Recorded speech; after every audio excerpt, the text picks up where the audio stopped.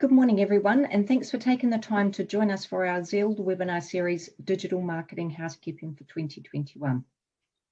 My name is Helen, and I will be your moderator for today's webinar. Digital marketing is increasingly one of the most powerful ways of directly marketing your product. But as the dynamics of digital marketing is changing every day, it has to be agile, alert, smart, and adapt to latest changes. Today's topic shows you how and why to conduct a review of your digital marketing, what considerations to take into account for your desired outcomes, how to measure performance and goal setting. In short, the housekeeping refinements you should be undertaking to ensure that you are set up for digital marketing success. Today's speaker is Tom Griffiths. Tom is one of the Zeald's digital business strategists, and he has helped hundreds of businesses to come up with a digital marketing plan to succeed online. Welcome, Tom, and thanks for your time today. Welcome. There's just a couple of housekeeping points to cover for the benefit of those perhaps haven't joined us previously. If you can't hear anything, please check the audio settings on the bottom left of your toolbar. At any point, feel free to post questions using the Q&A button. We will save these until the end. However, please feel free to post them as we go, as they may make sense to bring them up during the segment. Once we get to the Q&A section, you can participate by either putting your hand up to ask the question or just posting them for me to read. If you would like to go back to this webinar or to share it or to watch previous webinars, we do record all of these and they can be found on our website and YouTube. We will also send you a link to today's webinar after this session. I hope you enjoyed today's session, and I would now like to invite Tom to take us through his presentation, Digital Marketing Housekeeping for 2021. Excellent. Well, thank you very much, Helen. And you've got some pretty important topics to cover today. So let's just have a brief look at what we're going to be looking at. And the first question here is, why should you refine your digital marketing strategy? The answer that may be obvious, but it's definitely worth exploring that. Analyzing existing data. There's something that people sort of glaze over with, but how can we refine our digital marketing strategy if we don't know what we're actually doing and what results we're getting? So we'll look at that. Reviewing your targeting, KPIs or key performance indicators, and marketing channels. Short and long-term plans. It's really important to set smart goals or plans. We'll talk about that. I don't want to dive straight into the topic when I'm going through the contents here, so I'll keep moving. Pathway to purchase, a really important thing, especially for e-commerce sites, obviously, that's focused on with the word purchase there. Really important to have a very simple path to purchase, and we'll look at that. Lead generation tactics. Maybe you're saying, well, I don't sell anything online, I want to generate leads and get the phone ringing. Well, let's look at how we can assist you guys in that. Marketing tools. What marketing tools do we have out there? What should we be using? And again, content. We'll look at that as we crack on into things. So why should you refine your strategy? Well, it's clearly seen, especially over the past sort of 18 months, that the digital marketing landscape, or the marketing landscape in general, has changed significantly from this time last year. Who would have thought that this time last year we would have been all, well, not all of us, but majority of us, at least all of Zeald, are working from home, when this time last year we were actually office-based. So things have changed in a great way. So we need to look at why things are changing and how they're changing, because that affects how people buy and interact with us as providers of services and products. So by reviewing your current digital marketing strategy, you'll be able to identify its stronger and weaker points. It's a bit like doing a SWOT analysis every 6 months, or check with consumer behavior is very, very important, and how they interact with technology as well is very, very important. And we need to identify what changes you can implement in your strategy to improve your bottom line. Just to give you an example of that, this time last year, it was roughly about 64% of people would start that journey of purchase on a mobile device, and they were happy completing it on there. Now that's jumped up to the fact that people on in some industries or some product types are actually wanting to check out on their phone 95% of the time. So where people were once happy to check out on perhaps a desktop computer, they now want to do it on one device type straight away. So that's how we can see how the buying behavior has changed through the technology that they're using. And what changes do we need to make there? We need to make sure that we're optimized fully for checking out on a mobile device. Yes, you may have a website that is optimized to be seen on mobile, but checking out on that device, actually finding products on that device, is a different story. So that's something we need to just be wary of there. So what are the benefits of this? You can identify underperforming channels. It's really important to see what channels are performing and what aren't, and cut or repurpose things that are underperforming. Reallocate, this is what I was just saying, reallocate funds and advertising strategies that actually really work. And a really good example of this is if you're running a Google Ads ad group. Maybe you've got, say, 8 different ad themes. That's different types of ads that target different types of keywords, and you see that one particular type of keyword isn't performing very well, or maybe the cost per click is a lot higher and it's not really generating the same return on ad spend as what the others are. Well, let's move those funds from that underperforming strategy into those and perhaps amortize it across the ones that are doing very well, thereby allowing you more ad impression share. That is the number of times that those ads show. It allows that to show a lot more, and therefore will help you in getting more traffic for those keywords or those ad themes. Hopefully that makes sense. The other benefit is, of course, saving more time. And you should really be exploring new methods and technologies. Technology is one of those things that is never static. It's always changing. And you don't need to be at the cutting edge, or the bleeding edge, I should say, but definitely being an early adopter in technologies that seem to be working well is a very good idea. So that's why you should refine your strategy. One area here is the advent, or I guess the adoption of almost AI type technologies. And what I'm thinking of that's doing really well at the moment is EasyBots. And we did a webinar, Josh, actually the director of EasyBots, did a webinar on EasyBots.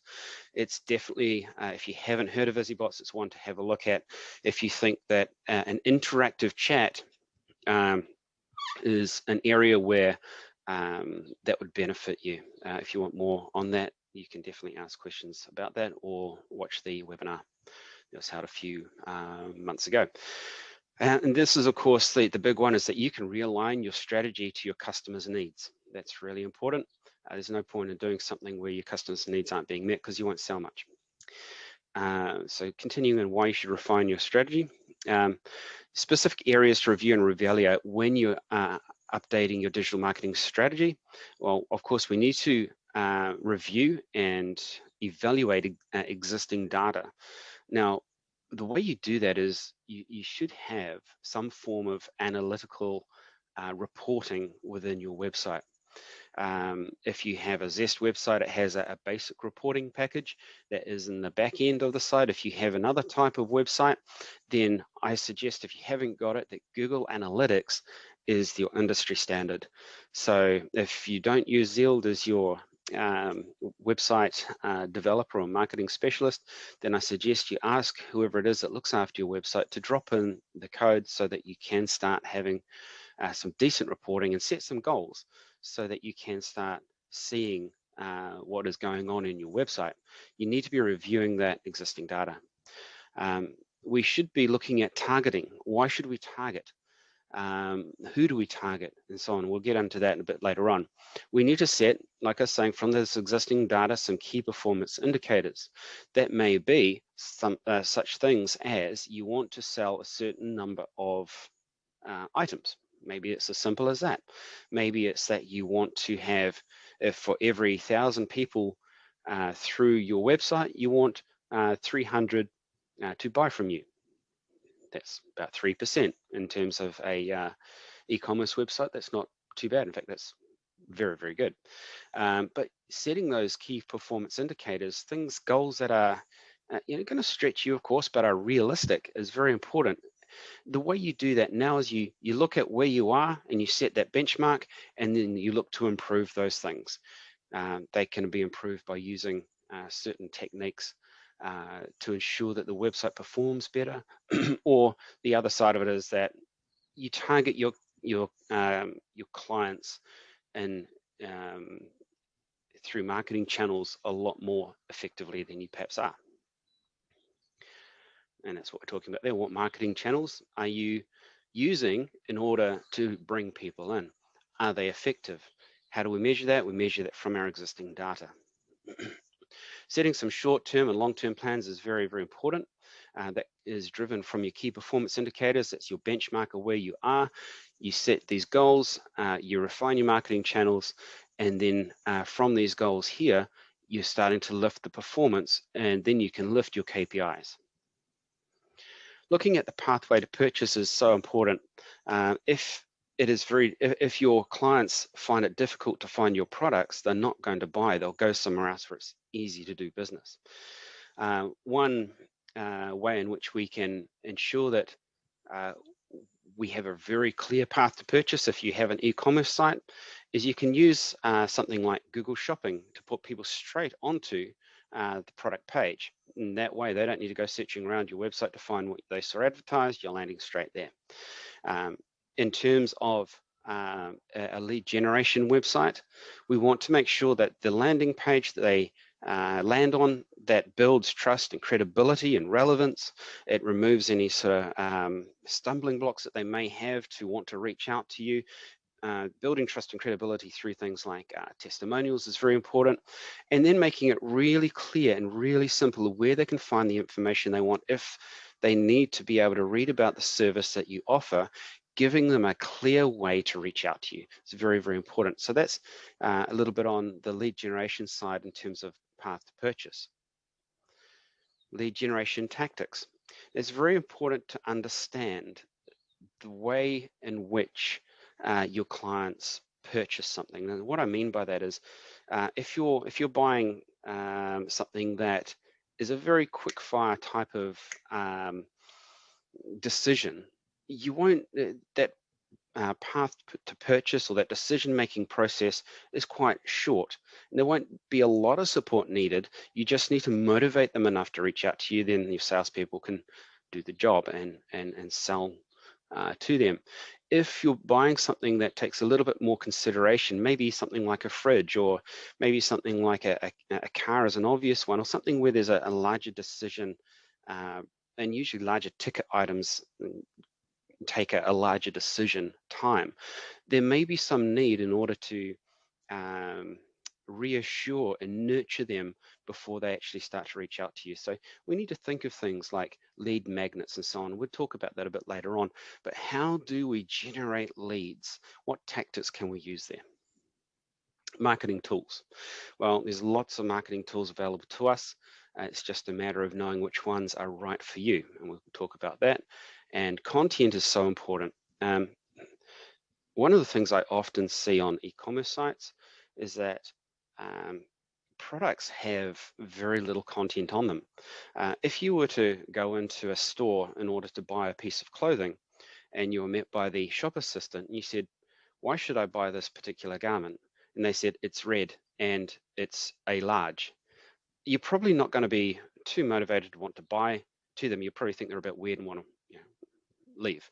But that's often what I see is in the description of your e-commerce website, this is a large and is made of wool or something like that. And really what the client's actually wanting to see is, well, sell me this product. Why should I buy this? They're in a consideration phase. So let's let them consider something as to why they should buy this particular product.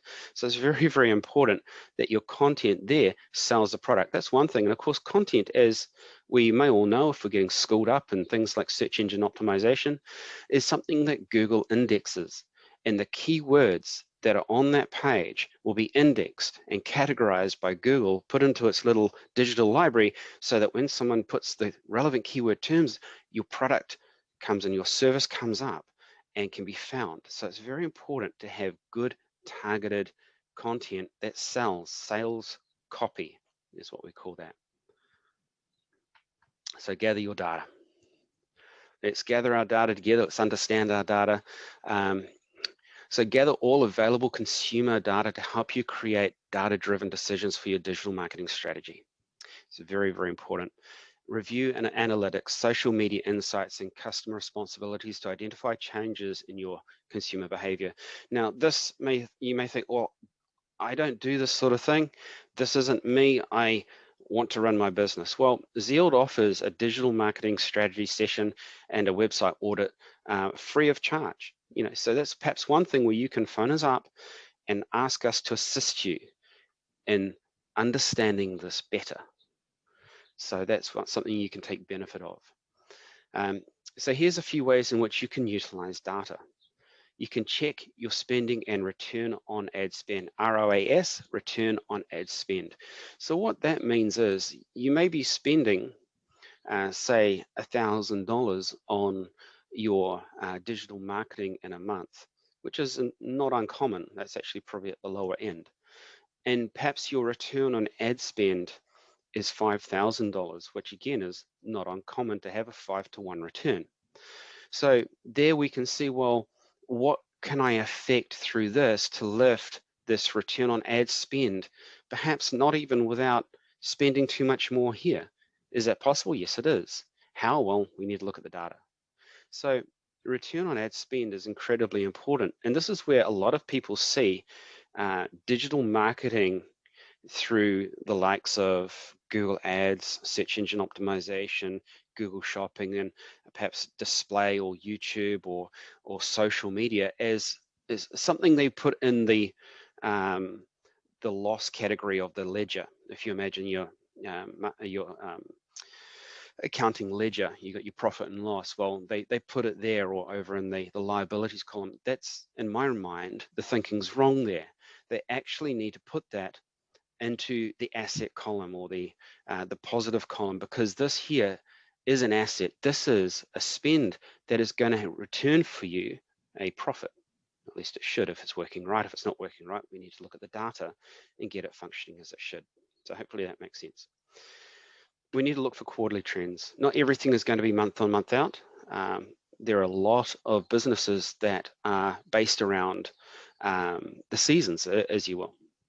So we need to look at those quarterly trends, and we need to look at and take advantage of them, get set for those, so that we can make sure that all our marketing is in place to give those trends a boost.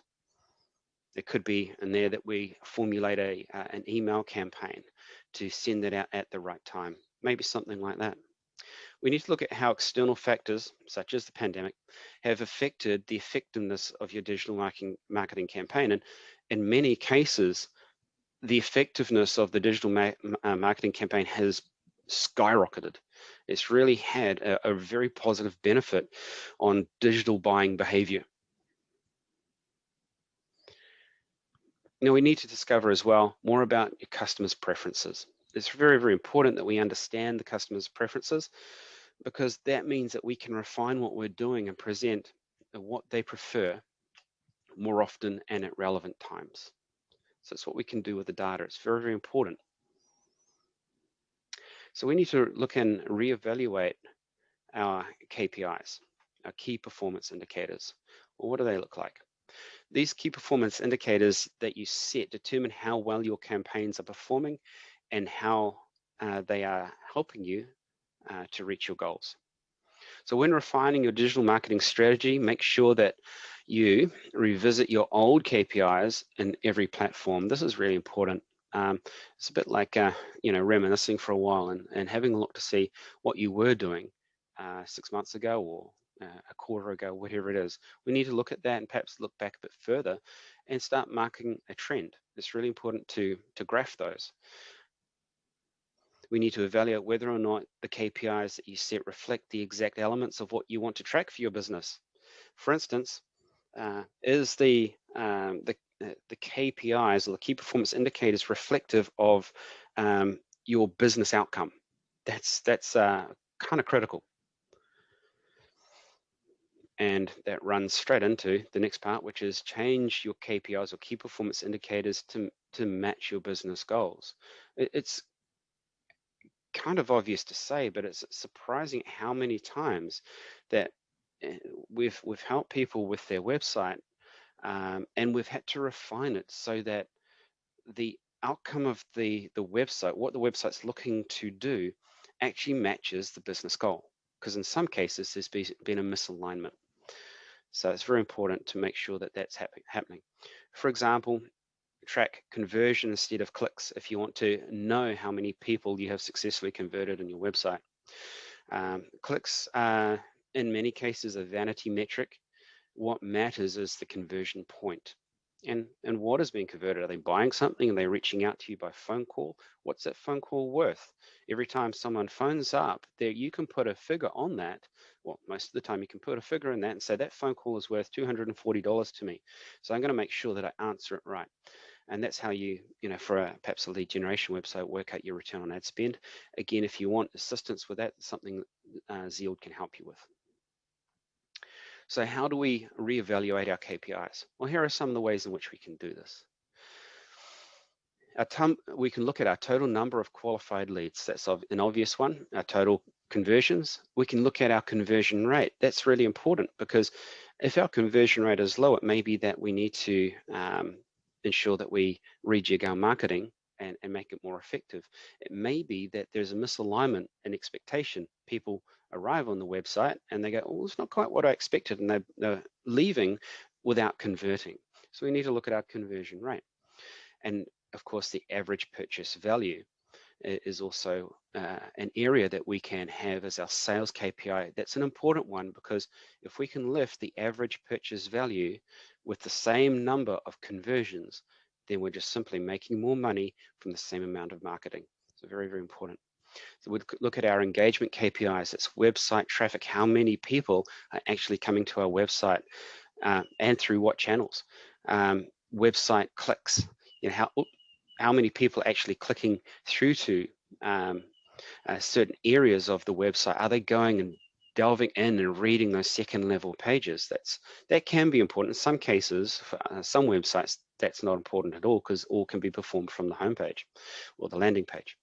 So social media impressions, social media likes, and social media comments can be ways in which we measure KPIs, but do need to come with a skerrick of, in some cases, caution. Spending KPIs. What's the cost per lead generated? I touched on that on the previous slide. We can work out what the cost per lead generated is.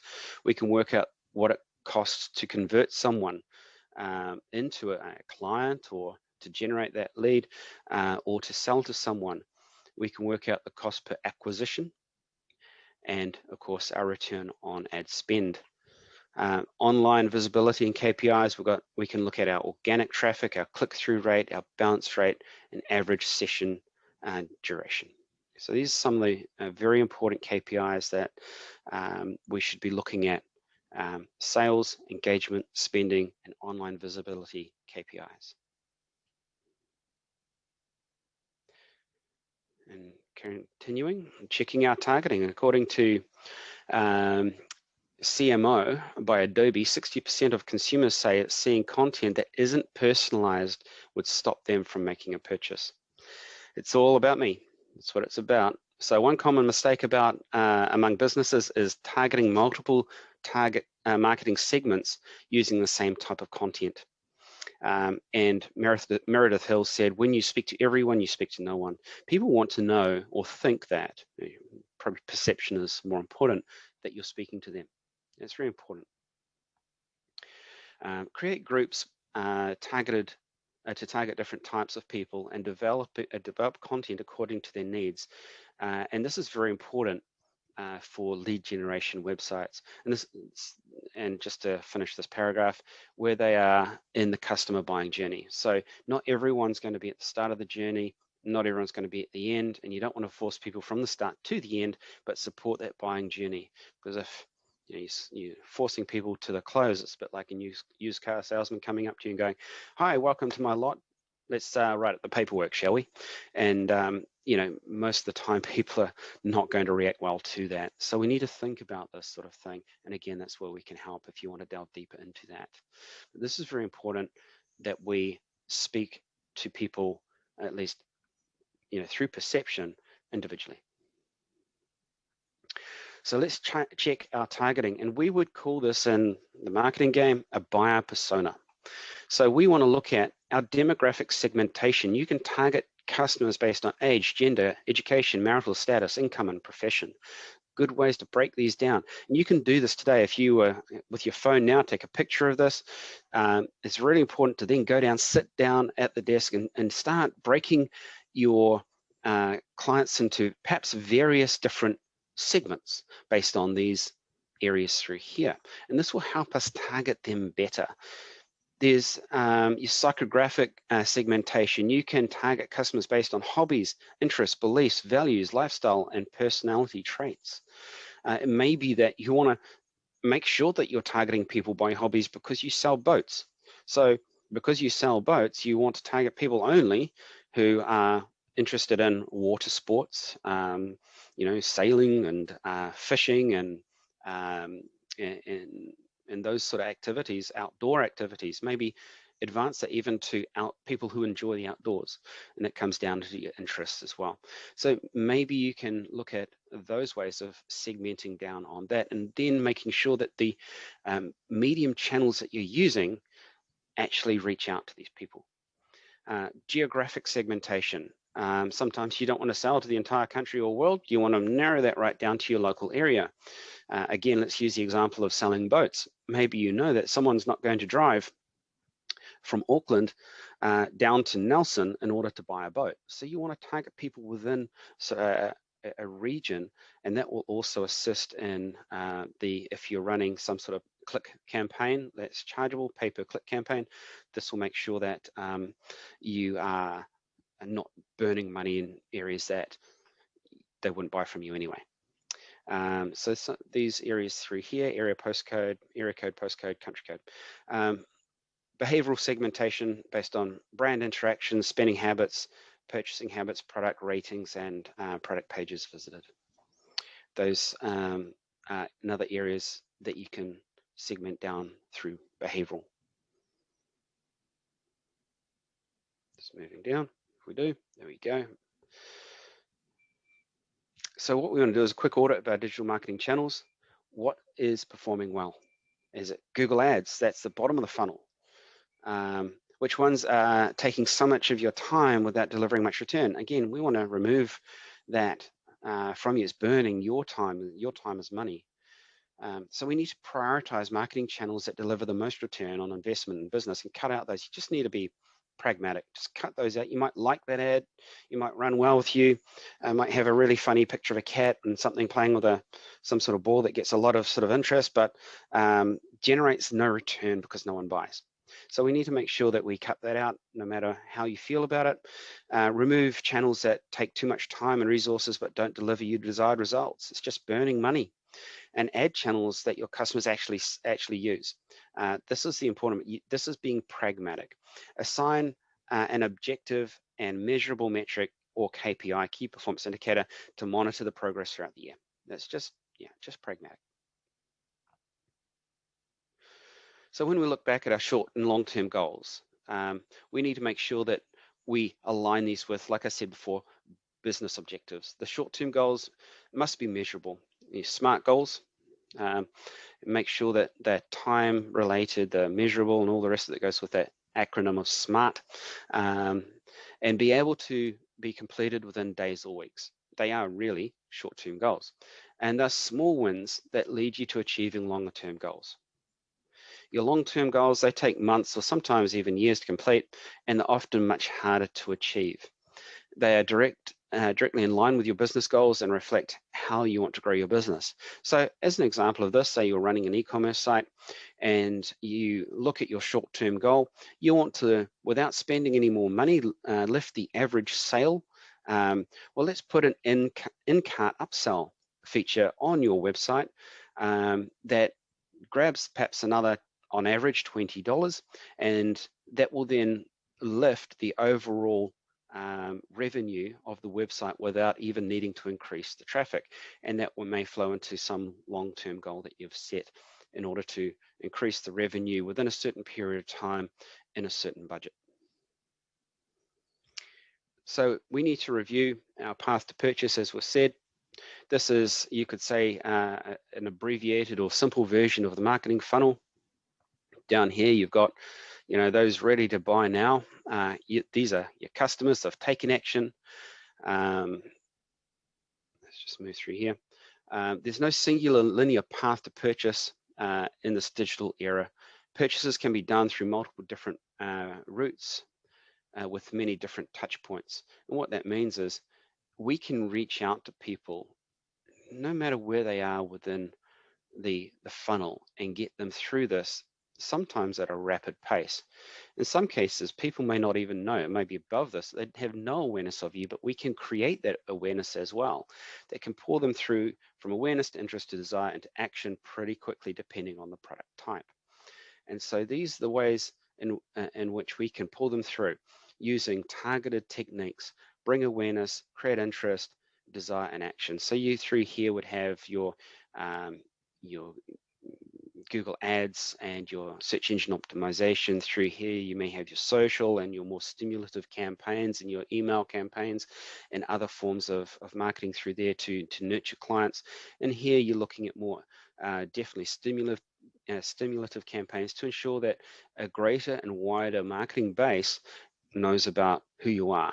And of course, as they fall down, only a certain number will buy. It's not going to be everyone, unfortunately. So when you're reevaluating your customer's path to purchase, it's important to ensure a consistent brand experience across multiple touch points. Very, very important. People don't think that they've moved somewhere else.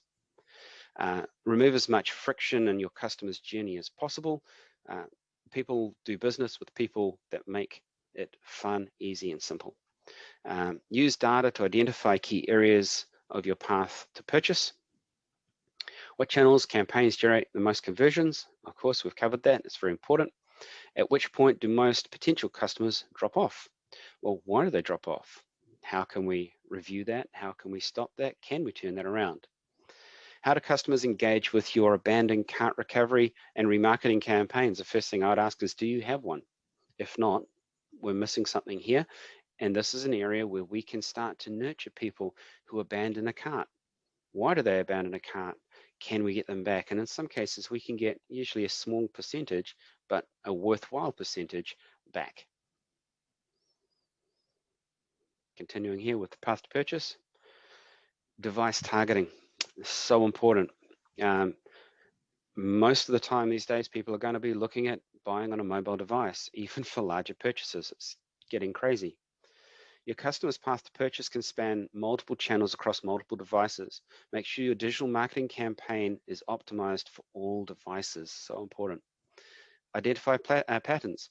Looking at your data to spot patterns as consumer behavior is constantly changing. No better time to realize that than now. You're likely to discover new market segments, taking interest in your products or new triggers that move your customers from the consideration stage to the conversion stage. And if you're not looking at your metrics, you won't know what's changed. So that's why it's so important to, on a monthly basis, be across this. Be across your KPIs. Look at your Google Analytics and look at what's happening with the data. How has it changed? Why has it changed? And try and identify those things. Look at their content consumption. What are they consuming? Have the right content ready to meet your customers' content expectations at key points in their journey. This is about nurturing. So important. If you can present a well-written piece of content at the right time to the people at the right place in the journey, they're most likely going to move through into that decision-making phase so much quicker.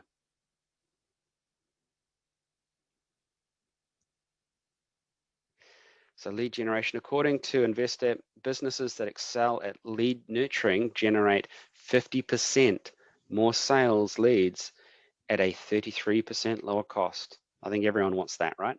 So this is really important to nurture our clients. Improve your lead generation strategy by using new lead building strategies to attract more potential customers. So here's a few ways you can do this.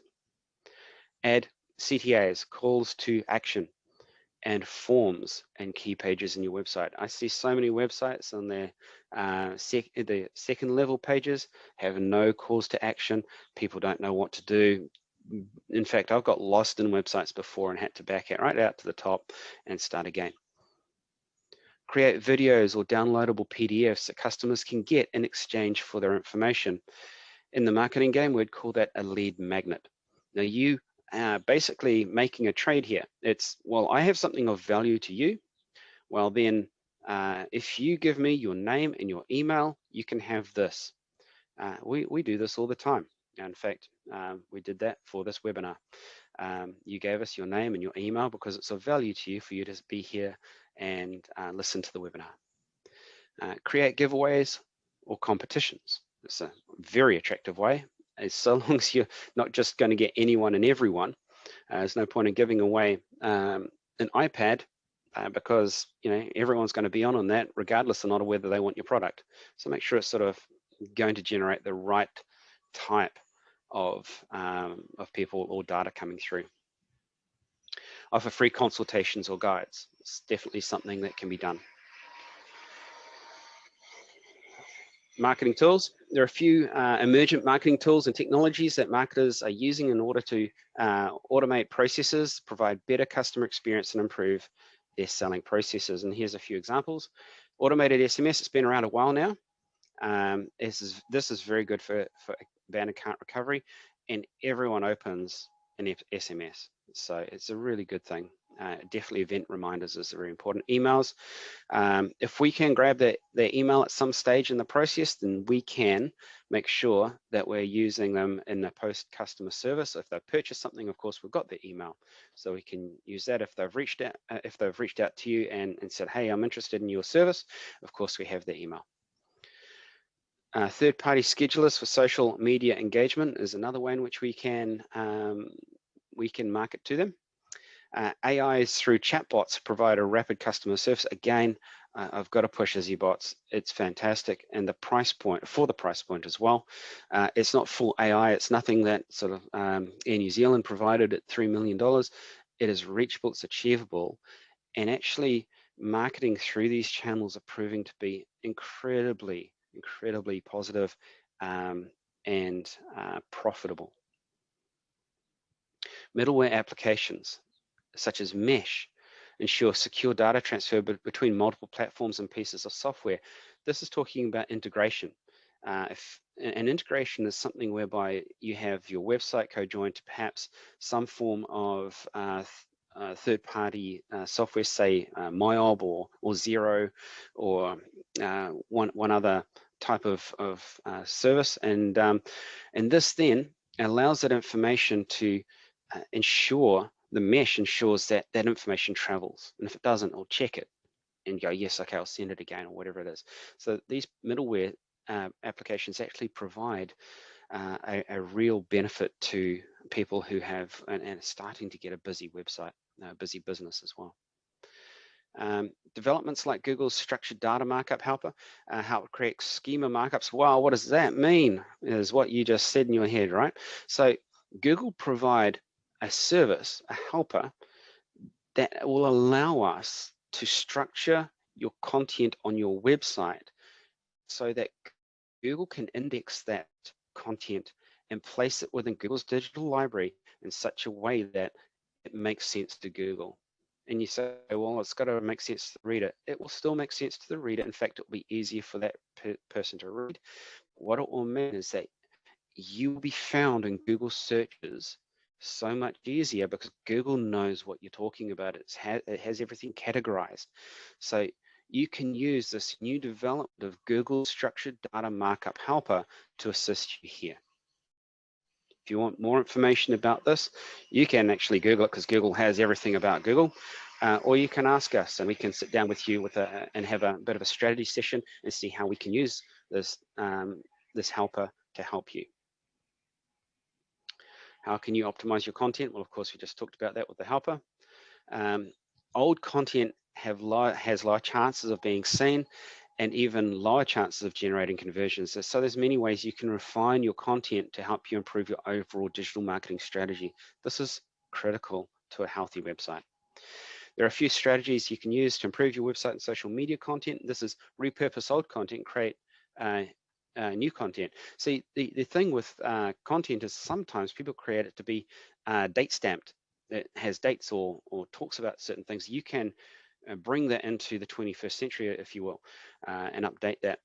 And this is about making that evergreen, that first point there. Make your content evergreen. It's always relevant at any time. Ensure that your content is relevant to your customers. Address their pain points. So important. You know, what is it that you're addressing? Why should people do business with you? What have you got that solves their problem? Highlight that. Highlight their concerns and their questions and say, hey, I've got the solution. Update old posts with new useful data. In some cases, things do date. Statistics date, and perhaps if you're selling products, those products are upgraded, updated, modernized, and that all that information needs to be updated as well. Focus on quality rather than quantity of your material. Front load that material. Make sure that, what I mean by that is that the main points of what you're saying are in the first paragraph or two, because people's reading time is definitely falling. So make sure that all those so juicy bits of information that you have are definitely in the first part of the document you're writing, and don't bombard them with everything. Don't skip keyword research. So important to make sure that you use the most relevant keywords in your content. If you don't know how to do keyword research, we can do that for you. It is a paid service, but it's something that will be well worth it. And of course,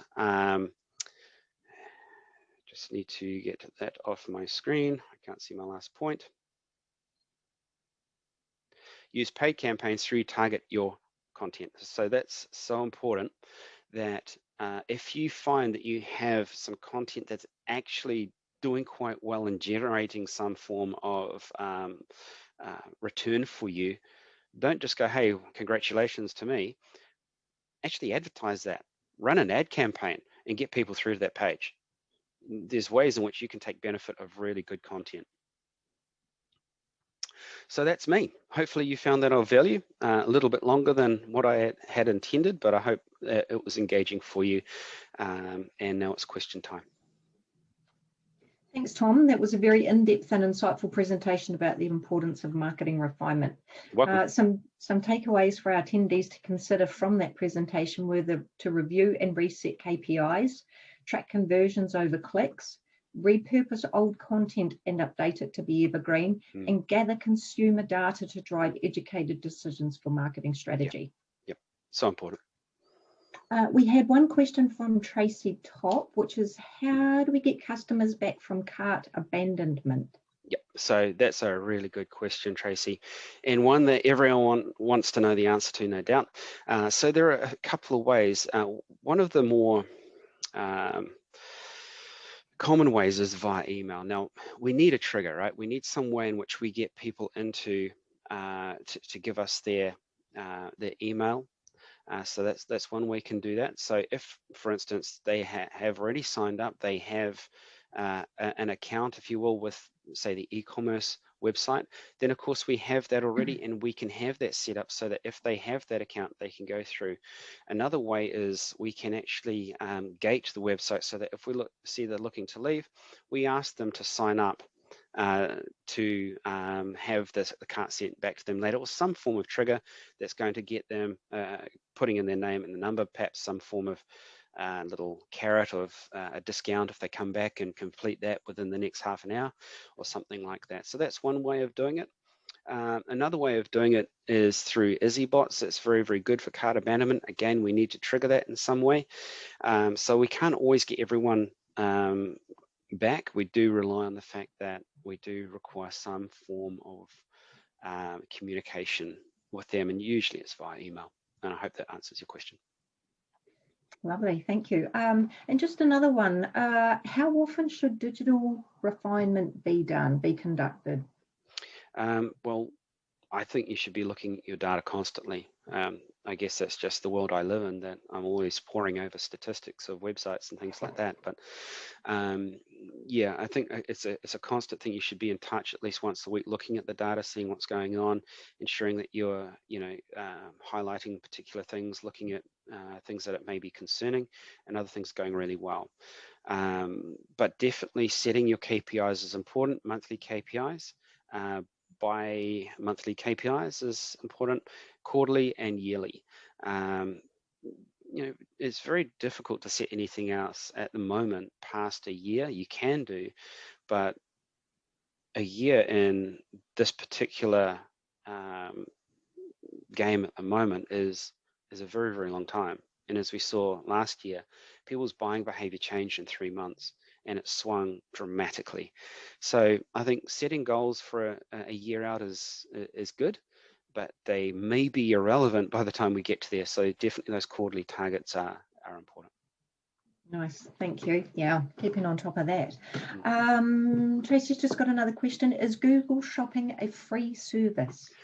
No, Google Shopping is in fact an extension of